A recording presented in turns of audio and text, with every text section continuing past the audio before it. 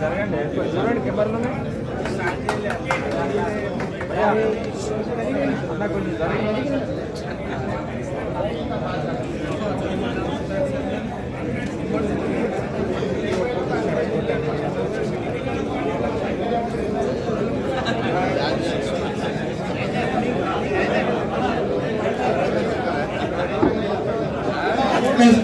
రెడ్డి గారు మంత్రి గారికి శాలువాతో సత్కరిస్తారు. శ్రీకాంత్ రెడ్డి గారు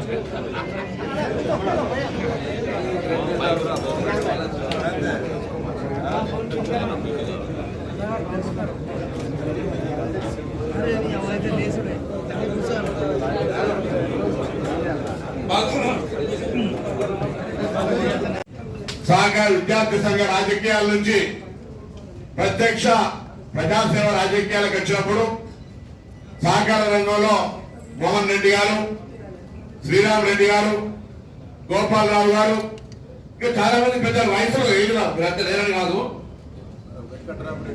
వెంకటరామరెడ్డి గారు, మన వెంకటరెడ్డి గారు, అదేవిధంగా ఇట్లా చాలా మంది సహకార రంగంలో పెద్దలంతా కూడా అనేక మార్గదర్శకులు చేసినారు అన్నమాట. ఎల్లారెడ్డిపేట వెంకటరెడ్డి గారు అలా చాలా మంది సలహా సూచనలు చెప్పినటువంటి సందర్భంగా మా గతంలో సహకార రంగంలో మార్కెట్ చైర్మన్ గా పనిచేసిన జగన్మోహన్, నేను మార్కెట్ చైర్మన్ గా వాస్తవంగా సెంట్రల్ బ్యాంక్ చైర్మన్ కావాలనుకున్నా. కానీ నాకంటే కొద్దిగా అప్పుడు రేవంత్ రాజ్ రవాణా కొద్దిగా పవర్ఫుల్ ఉంటే ఆయన చెప్పినట్టుగా నేనన్నా రైతు బిడ్డలు కరీంనగర్ వ్యవసాయ అధికారం ఉన్నది, చంద్రశేఖరరావు గారి వ్యవసాయ సంబంధం అయితే హైదరాబాద్ ఉంటే నన్ను పక్క కాంగ్రెస్ లీడర్ పక్క సెంట్రల్ బ్యాంక్ ఆయన భగవంతుడు నన్ను ఆనాడు పెద్దలు వెంకట స్వామి గారు, సత్యనారాయణ గారు దివంగతులు ప్రభాకర్ పర్వాలే నువ్వు డీసీఎంఎల్ తీసుకోమన్నారు. డీసీఎంఎల్ తీసుకున్నాక 15 రోజుల్లో అంతే గారెలు పుట్టినట్టుగా మార్కెట్ చైర్మన్ ఆయన. దాని తదుపరి కరీంనగర్ ఎమ్మెల్యే వాళ్ళు తిరుగుతుంటే మా అన్న తెలుగు లక్ష్మీతో దండ పెట్టిన, అన్న నువ్వు ఎంపీ అయితే బాగుంటుంది, నేను ఎమ్మెల్యే. నాకు తెలియదు అన్నాడు. ఆయన ఎమ్మెల్యే నేను ఎంపీ అయిపోయినా. మళ్ళీ ఎంపీ అయ్యాం అనుకుంటే పరిస్థితులు మధ్యలో ఆయన చక్కగా ఉత్తరాలు పోయినా దాని పారిపోయినట్టు ఏమంటాను ఏదో ఏడవై గెలిచిన గొప్పనంటే పారిపోయిందంట. ఆడపోయి ఎమ్మెల్యే అయినా మా పార్టీ అధికారంలోకి వచ్చి మంత్రి అయినా మీ బిడ్డ అందరూ ఆశీర్వాదంతో. కానీ ఒకరు మాత్రం మర్చిపో, ఢిల్లీకి రాజారా తల్లికి కొడుకున్నట్టుగా నా రాజకీయ జీవితం సహకార రంగం నుంచి స్టార్ట్ అయింది. కరీంనగర్ సెక్యూరిటీ అధ్యక్షుడిగా Srikanth Kashinath Dharampuri SC reservoir, DCML president Paparao MLA అయిపోయా, పొన్నం ప్రభాకర్ ఎమ్మెల్యే ఎంపీ అయిపోయా. నా పరిస్థితి ఏంటంటే అమరపడతాను అది చెప్పలేక ఇష్టపడు ఎట్లా అయితే అయినా గొప్పవాడు ఆ లక్ష్మీ పూజ చేసుకుంటుండు. మా పార్టీ దగ్గర అవడానికి అవకాశం ఉంటుంది. సో ఈ విధంగా తప్పకుండా శ్రమపడి రైతులకు సేవ చేసి ఒక నిజాయితీగా చేస్తే వాళ్ళ జీవితాల్లో తప్పకుండా రైతులు ఆచరించడం దొరుకుతాయి. అది నేనే ప్రత్యక్ష నిదర్శనం. నాకు తెలుసు మా నాయన రైతుగా ఏ విధంగా ధాన్యం ఉత్పత్తి చేసిన తర్వాత అమ్ముకోవడానికి ఇబ్బంది ఏర్పడుతున్నారో. మేమిద్దరం అయిన తర్వాత ఆనాడు మాకు రాజశేఖర రెడ్డి గారు ఫ్రీ హ్యాండ్ ఇచ్చే, ఎటువంటి ఫ్రీ హ్యాండ్ అంటే మార్కెట్ చైర్మన్ గా అడగగానే 1000 కోట్ల రూపాయలను నాకు ఇచ్చి మార్కెట్ కు అప్పు బ్యాంకులో తీసుకోవడానికి జీవో ఇచ్చి అది వ్యాపారానికి ఉపయోగించుకుంటే దాని వ్యక్తి రాష్ట్ర ప్రభుత్వం కట్టే విధంగా జీవో ఇచ్చి ఆనాడు మార్కెట్ ఒక కొత్త సంస్థగా చేసినాం. ఇఫ్కో బట్టలు డైరెక్ట్ మార్కెట్ డైరెక్ట్ ఉంటుండే. ఇఫ్కో అంటే చాలా వేల కొత్త సంస్థ హైదరాబాద్ గెలిచి మార్కెట్ సంస్థ తరఫున 250 కోట్లు అడ్వాన్స్ ఏమో ఇస్తారు. కింద నా జీవితంలో నేను చూడలేను. అట్లా సింగిల్ చెక్ ఇచ్చినాం. ఆయన ఆశ్చర్యపడి చెప్పి నా జీవితంలో నేను ఎక్స్పోర్ట్ మార్కెటింగ్ డైరెక్టర్ ను మొత్తం రాష్ట్రాలను తిరిగిన అడ్వాన్స్ ఫర్టిలైజర్ పైసలు ఇచ్చే సంస్థ మీదేనా అన్నాడు. అట్లా రాష్ట్రంలో సహకార సంఘాల ద్వారా 100% మాలనే జీవోలు వచ్చి వరి ధాన్యాన్ని మొక్కజొన్నను కొనుగోలు చేసే జీవోలు ఇచ్చి గౌరవ వేతనం ఇచ్చి ప్రోటోకాల్ మండల మీటింగ్ లో పిలవాలని జీవోలు తెచ్చి నిరంతరం మార్కెట్ చైర్మన్ కష్టపడ్డాం. వారు కేంద్ర సహకార బ్యాంక్ అధ్యక్షులుగా సహకారం చేసినారు. వారి రాష్ట్ర అధ్యక్షులు వసంత రాజేశ్వరరావు కొద్దిగా ఏజ్ ఎక్కువ. మార్కెట్ చైర్మన్ సహకార రంగం ఉంటే రాష్ట్ర స్థాయిలో మొత్తం నాయకత్వంగా పున్నం ప్రభాకరి సహకార రంగానికి నాయకుడు అనే విధంగా తీసుకొని ఎవరు నా మార్కెట్కి వచ్చినా వారికి ఒక గౌరవ మర్యాదతో పాటుగా సహకార రంగానికి ఆ విధంగా అందుబాటులో పనిచేసినాం.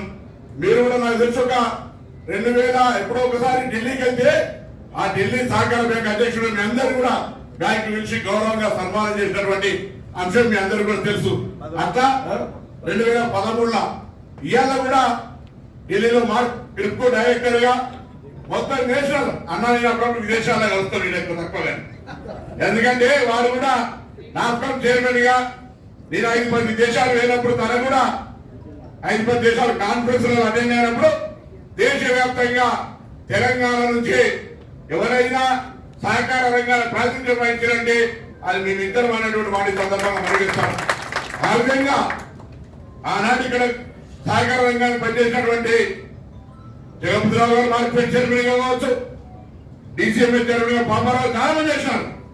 మళ్ళీ సహకార రంగంలో నలుగురికి సాయం చేసే ఉద్దేశంగా పనిచేయగలిగినటువంటి రవీంద్రరావు గారు నేను అది మీ అందరి సహకారంతో ఆశిస్తున్నాను.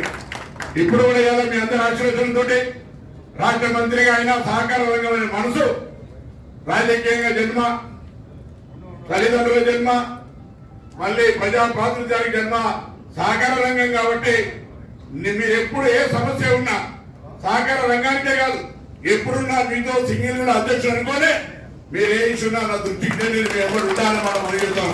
రాజకీయాలు వేరు, సహకార రంగానికి ఎంతపడే రాజకీయాలు అనేకంగా ఉంటాయి. ఎందుకంటే మేము మేము గ్రిప్కోలో చూసినాం.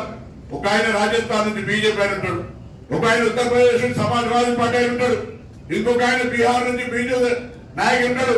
అట్లా అన్ని పార్టీలకు సంబంధించి ఉన్నా అక్కడ ఉండేటువంటి ఒక సామరస్యము సహకార రంగానికి ఒక ఊపిరి లాంటి అవకాశం ఉంటుందని మాట మనం చెప్తాం. అందుకే దయచేసి సహకార రంగం అంటే ప్రభుత్వానికి రైతులకు మధ్య వారధి మనం ఒక తంతె. ఆ తంతెగా విత్తనాల ఇష్యూ కావచ్చు, ఎరువుల ఇష్యూ కావచ్చు, ఇతరత్ర ప్రతి అంశానికి వారికి వ్యవసాయ శాఖతో సమాంతరంగా సహకారం తీసుకొని వ్యవసాయ సహకార మార్కెటింగ్ రంగాలుగా ఒక సమన్వయం చేసుకొని రైతులకు ఉపయోగపడండి. రాజకీయాలు ఎన్నున్నా ఏమైనా రైతుల అంశానికి ఎత్తేటప్పటికీ మనం రైతు సేవకులుగా ఉండే విధంగా మన జీవితం తప్పకుండా ధన్యమవుతుంది. ఆ భగవంతుడు రైతులకు ఆశ్రయిస్తారు కాబట్టి రైతులకు సేవ చేసే అవకాశంగా సహకార రంగ అధ్యక్షుడిగా మనం అందరం కూడా పనిచేస్తా ఉన్నాం, పనిచేసాం. కాబట్టి ఆ దిశలో ముందుకు ఇంకా పోయే విధంగా మీకు ఆ భగవంతుడు ఆశ్రయించాలని కోరుతూ నా ప్రేమ భగవంతుడిగా అంటే మీ అందరూ కూడా సహకార రంగ వాదుని కాబట్టి జిల్లా మంత్రి అయినా మీ సహకార రంగ జిల్లా పరిషత్ మీ జనరల్ వారికి కలిసి ఈరోజు ఆప్యాయంగా ఆశీర్వదించి నన్ను మళ్ళీ అభినందించిన మీ అందరూ కూడా పేరు పేరున హృదయపూర్వకంగా ధన్యవాదాలు తెలియజేస్తూ భవిష్యత్తులో సహకార రంగ అభివృద్ధికి తప్పకుండా నా బాధ్యతగా ప్రభుత్వం నుంచి ఏ కార్యక్రమం ఉన్నా ఏ సమస్య ఉన్నా దాని పరిష్కారానికి నా వంతు కృషి చేస్తా, సహకరిస్తానని మాట మనం చేస్తూ దయచేసి కేంద్రం నుంచి కూడా అనేక నిధులు ఉన్నాయి. నేను జనరల్ మేనేజర్ అదేవిధంగా అగ్రికల్చర్ రిలేటెడ్ నాబార్డ్ అధికారులను కోరుతా ఉన్నా. కేంద్రం నుంచి రాష్ట్రం నుంచి సమన్వయం చేస్తూ క్షేత్రస్థాయిగా పాడి పంటల పరిశ్రమ అభివృద్ధికి సంబంధించి అనేక రకాలుగా రైతాంగానికి చైతన్యించే విధంగా కార్యక్రమాలు తీసుకోవాలని రూపొందించాలని కోరుతూ నమస్కారం చెప్తూ అందరూ కూడా ఇక మరొకసారి ధన్యవాదాలు చెప్తూ సెలవు తీసుకుంటా ఉన్నాం.